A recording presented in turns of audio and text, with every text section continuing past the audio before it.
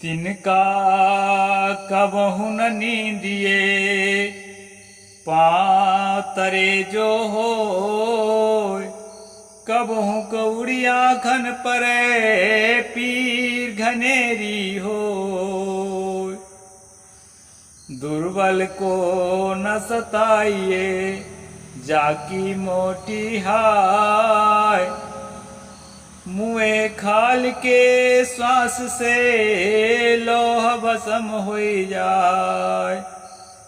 नमस्कार दोस्तों, मैं अविनाश दास रेशनल कबीर यूट्यूब चैनल में आप सबका हार्दिक स्वागत करता हूं।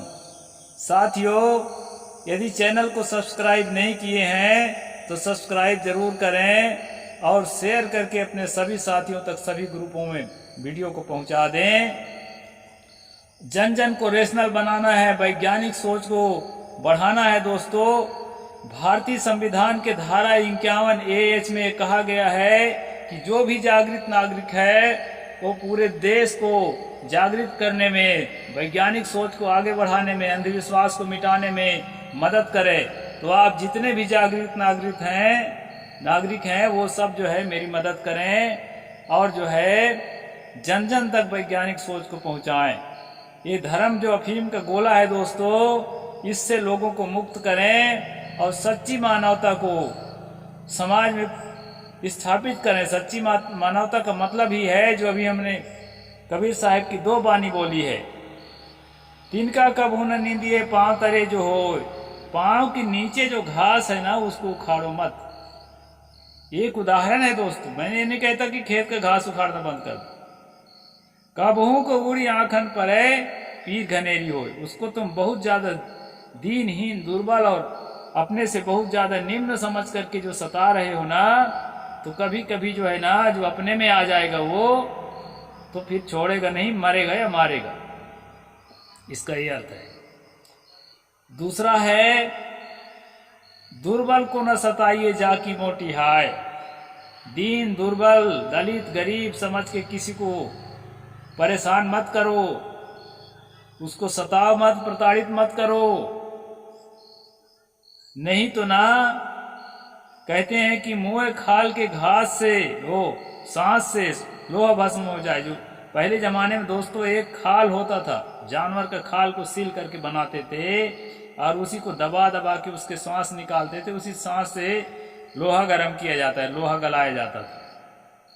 उसी का उदाहरण दे रहे हैं। आजकल तो पंखी आ गई है, जो विश्वकर्मा लोहारों के घर में पंखी आप देखे हैं, वो पंखी पहले नहीं था, वो खाल से ही वो करते थे। उसी का उदाहरण सदगुरु देते हैं कि जिस प्रकार वो मरे हुए खाल के में इतना पावर है कि जो है ना वो लोहा को गला देता है।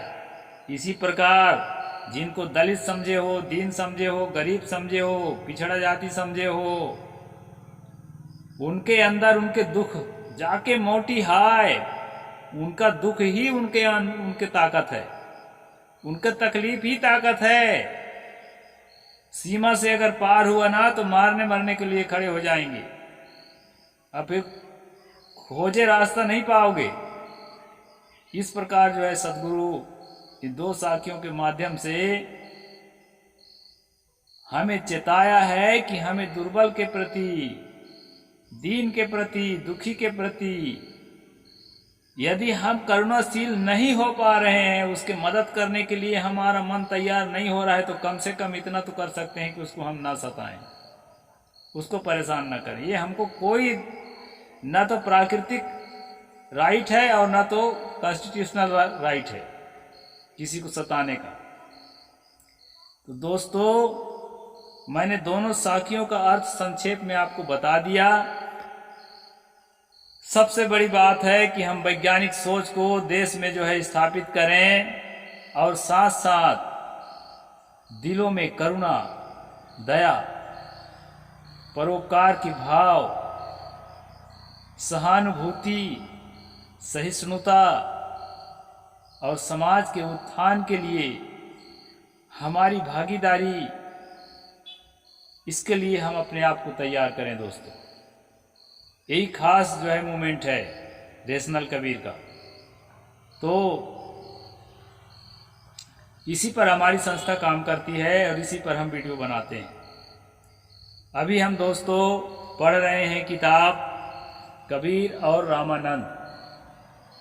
मैं कल ही बताया था आपको कि रामानंद दक्षिण भारत से आकर के उत्तर भारत में बसे थे और उन्हीं की परंपरा में आगे चल के तुलसी गोसाई हुआ है, जिसको तुलसी दुबे भी कहते हैं। कल हमने पढ़ा था कि तुलसी जो है स्वयं अपने लड़कपन में भीख मांग कर खाते थे। किसी भी जाति के यहाँ जब भूखा मरता है आदमी तो कुछ भी खा लेता है। जैसा महाभारत में कहा है ना कि भूख प्यास से जब तड़प रहा था विश्वामित्र तो कुत्ते के टांग जो है वो सपच के यहाँ टंगा हुआ था, उसी को जबरदस्ती मांग के खा लिया। तो भूखा प्यासा आदमी कुछ भी खाने को तैयार हो जाता है। तो दोस्तों जब ये लोग भूखा नहीं रहते उस समय क्या करते हैं उस पर चलते हैं। अभी दक्षिण भारत में है, हम लोग दक्षिण भारत की जो है बातें हम पढ़ रहे हैं। पृष्ठ नंबर 31 में है दोस्तों। दक्षिण देश में धीरे धीरे व्यवस्था ऐसी हुई कि राह चलते समय ब्राह्मण के आगे आगे एक आदमी चलकर हीन जाति के लोगों को हटाया करता था।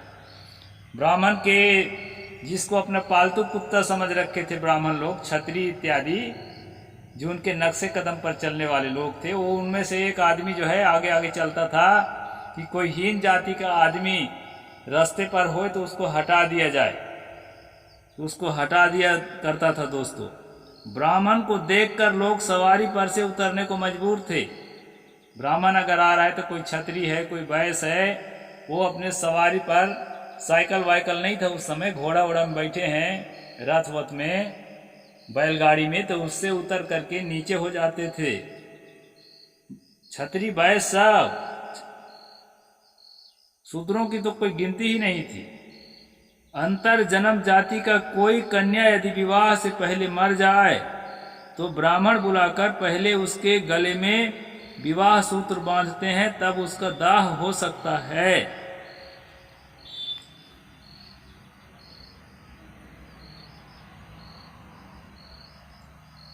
अच्छा, दाह संस्कार हो सकता है।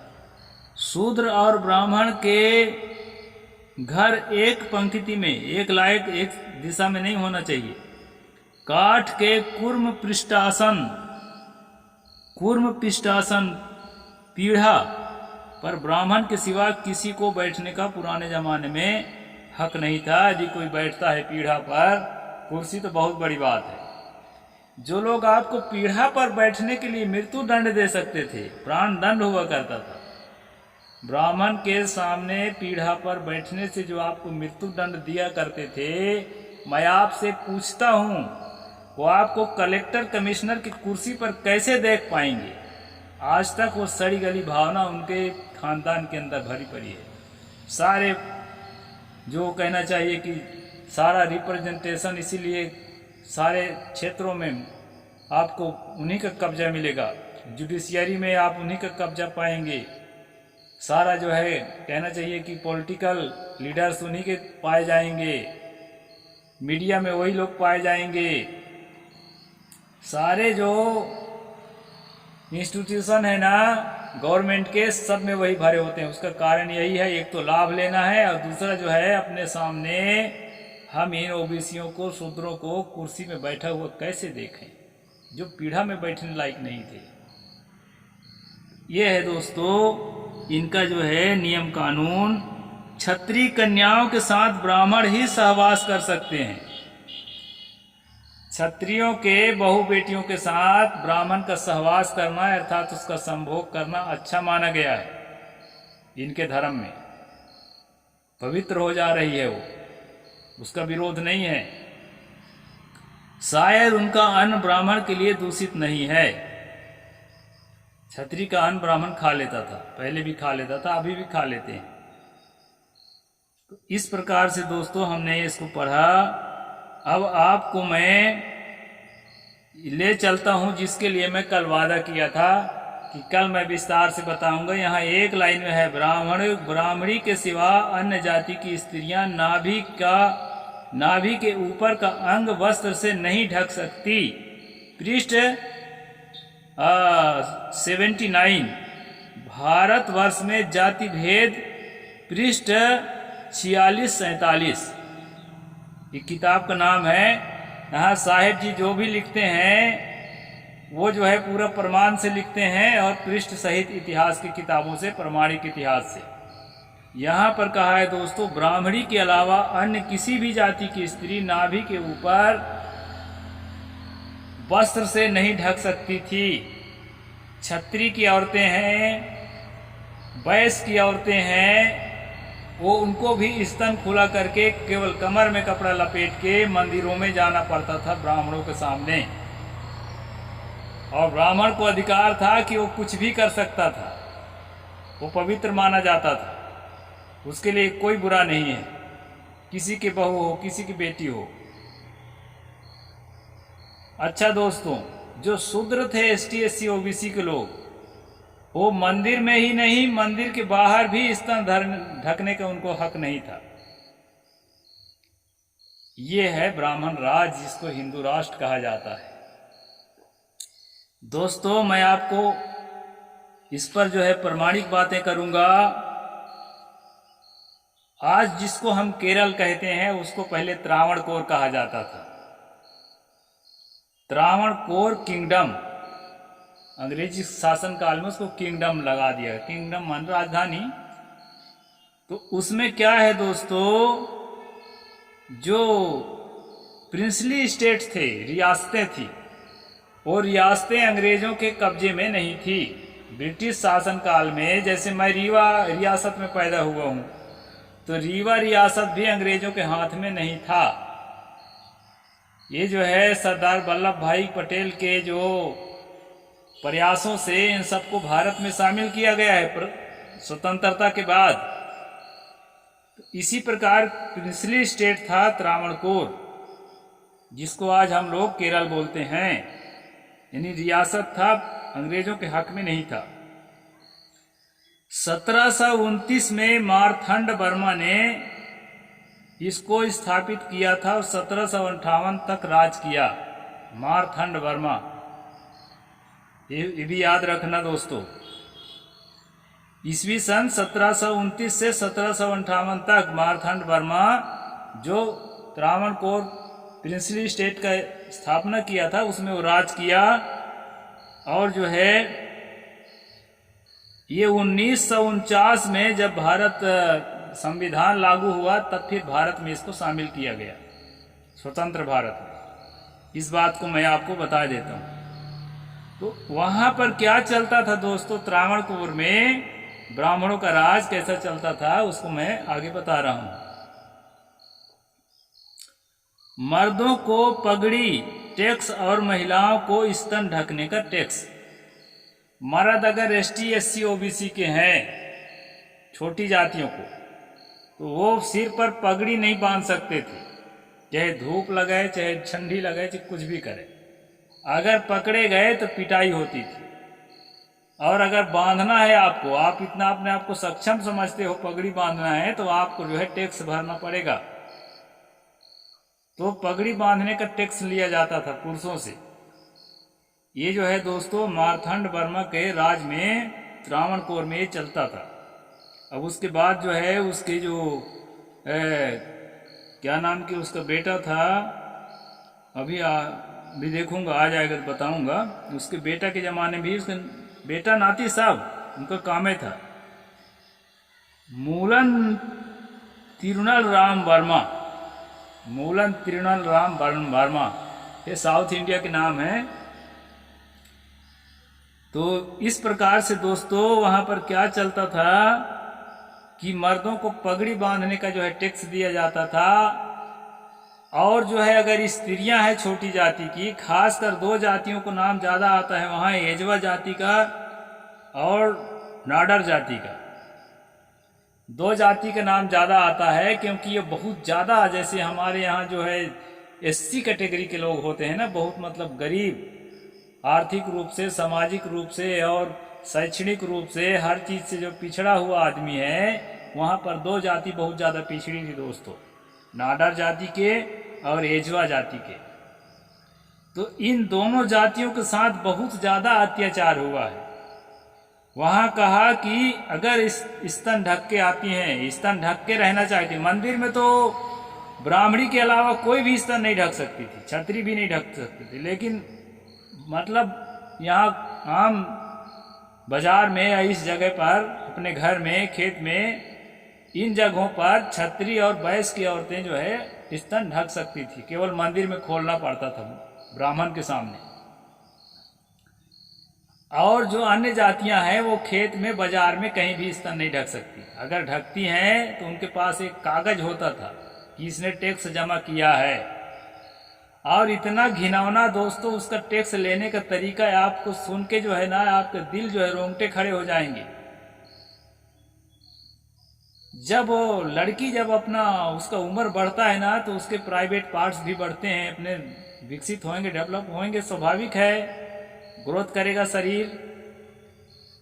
तो ये जो टैक्स लेने वाले घिनौने जो इनके कर्मचारी होते थे वो ब्रेस्ट को जो है नापते थे अंगुल से, हाथ की अंगुली से नापते थे कि कितना अंगुल है इसका ब्रेस्ट, स्तन। उसी के आधार पर कर निर्धारित करते थे। कितना घिनौना उनका काम रहा होगा, कितनी घिनौनी सोच रही होगी, उसको सोचते ही बनता है दोस्तों। मेरे तो कभी कभी आंसू टपक जाते हैं ये ब्राह्मण राज को सुन के। तो दोस्तों इस तरह से जो है ये चलता था। और जो है 1803 में एजवा जाति की एक लड़की जो है उसने स्तन ढकना शुरू कर दिया बिना टैक्स दिए। और लोगों भी कहा ढको स्तन, मर्यादा से रहो, नहीं देंगे कोई टैक्स। तो दोस्तों जब राजा को पता चला तो उसने अपने अधिकारियों को भेजा उसके पास कि जाओ कौन है सूरवीर पैदा हो गई, देखते हैं उसको। उसके पास जब गए तो उसने पहले उससे बहस हुई टैक्स अधिकारियों के साथ। बाद में उसके बहस के परिणाम में ये आया दोस्तों कि वो अंदर गई और अपने स्तनों को काट करके केले के पत्ते में कहा ले लो भाई, स्तन ही ले लो, ना रहेगा बांस ना बाजेगी बांसुरी। और खून से लथपथ हो गई दोस्तों। मेरे तो रोंगटे खड़े हो जाते हैं। फिर जो है वहीं से आंदोलन शुरू हुआ और वो जो है उसी की ब्लडिंग ज्यादा होने से मर गई, शहीद हो गई नंगेली। ये 1803 की घटना है दोस्तों। तो इस प्रकार से जो है वहीं से आंदोलन जो है खड़ा हुआ, जो आंदोलन बाद में चन्नार क्रांति के नाम से जाना जाता है। तो दोस्तों ये आंदोलन फिर चालू हुआ। ब्रिटिश सरकार दबाव डालने की कोशिश करी क्योंकि उनके हक में तो नहीं था वो। 1859 में जो है चार्ल्स ट्रेवेलियन ने इस पर दबाव डाला। 1858 में ब्रिटिश सरकार पूरे भारत में जो है संपूर्ण स्वराज की जो है घोषणा कर चुका था। इस प्रकार से दोस्तों ये घटना है, कहने की मेरी हिम्मत नहीं होती है। इस प्रकार जब वो शहीद हो जाती है तो उसका जो पति है चिरुकंदन उसका पति का नाम है दोस्तों, नंगेली के पति का नाम है। चिरुकंदन से सहा नहीं गया तो चिता जला करके अपनी पत्नी के साथ वो स्वयं भी जो है जल मरा। और इस घटना से एजवा जाति में और नाडर जाति में इसका इतना प्रभाव पड़ा दोस्तों, इतना प्रभाव पड़ा कि पूरी जनता जाग गई और मरने मारने के लिए तैयार हो गए। लोगों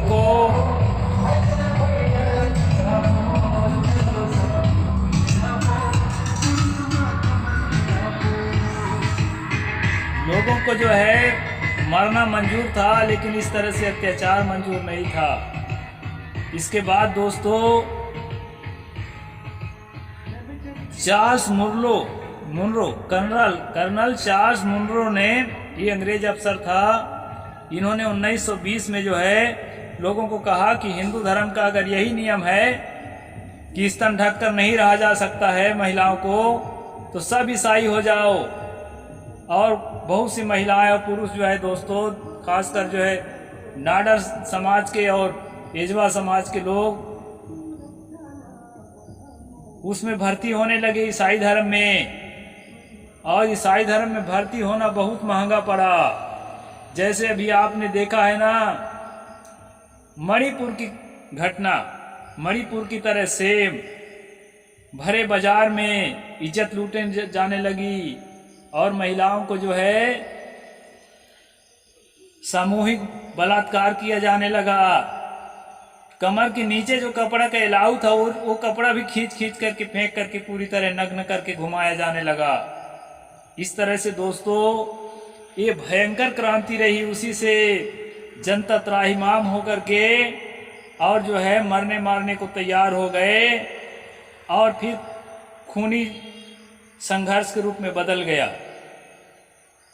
सारे छोटी जाति के लोग उठ खड़े हुए और पूरे जोश में आए और बहुत से ब्राह्मणों को मार भी डाले और उनके द्वारा मारे भी गए।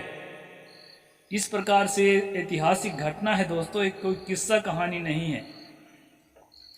मुझे बहुत तक कष्ट होता है बताने में। ये 1929 में जो इसको चन्नार क्रांति के नाम से जाना जाता है और ये चन्नार क्रांति जो है 1858 से 1849 तक जो है ये चला है और आखिर में विवश होकर के मूलन तिरुनल राम वर्मा जो वहाँ का राजा था वो जो है उसको स्वीकार किया कि ठीक है अब सब जाति की महिलाएं जो है कमर के ऊपर भी कपड़ा पहन सकती हैं और जो है पुरुष भी पगड़ी बांध सकते हैं। ये ब्रिटिश शासन में ये हुआ है दोस्तों। ब्रिटिशों ने जो है इसको ठीक कराया है और 1915-16 तक यानी कि कानून तो लागू हो गया था, लेकिन जो है 1915-16 तक जो है ये लोग परेशान करते रहे स्तन ढकने के लिए और जो है पगड़ी बांधने के लिए। 16 से नॉर्मल हुआ तो अभी तक नॉर्मल है दोस्तों। और एक और बड़ी घटना मैं बताता हूँ। 2016 में एनसीईआरटी के जो सिलेबस है उससे इस इतिहास को सरकार ने हटा दिया, भारत सरकार ने, ताकि आने वाले लोग न जानने पाए कि हमारे देश में ये हिंदू कहलाने वाला जो धर्म है, जिसको मैं तो धर्म ही नहीं मानता, एक कैसे कैसे स्ट्रक्चर पर, कैसे कैसे बुनियाद पर टिका हुआ है, जिसको धर्म कहते हैं लोग। तो दोस्तों बड़े दुख के साथ कहना पड़ रहा है 2016 में एनसीईआरटी से अब इतिहास के विद्यार्थी भी इसको नहीं पढ़ पाएंगे। इसलिए दोस्तों इस सच्चाई की जानकारी मैंने आपको दिया। समय ज़्यादा हो जाएगा, कल जो है मैं दूसरे चैप्टर में जाऊंगा और आप लोग सब सुनेंगे और इस वीडियो को जन जन तक पहुंचा दें दोस्तों। और सच्चाई की जानकारी हमारे पूरे बहुजन को होना चाहिए। ना सही सरकारी इतिहास, लेकिन हम तो अपने इतिहास को नहीं भूल सकते कि हमारे पूर्वजों ने कितनी कुर्बानी दी है। नंगेली की कुर्बानी, उसको मुलच्छीपुरम नाम का जो है स्टेशन के नाम से माना जाता था। मुलच्छीपुरम का मतलब होता है ईस्टर्न नगर, तो उसको जो है नाम बदल दिया है सरकार।